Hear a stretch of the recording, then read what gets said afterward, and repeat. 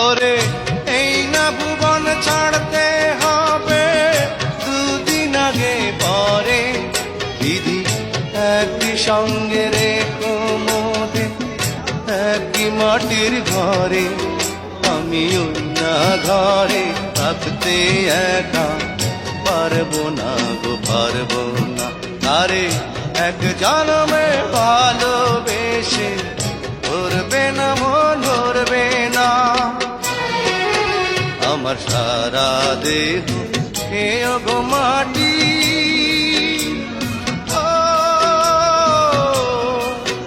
এই চোখ দুটো মাটি খেয়েও না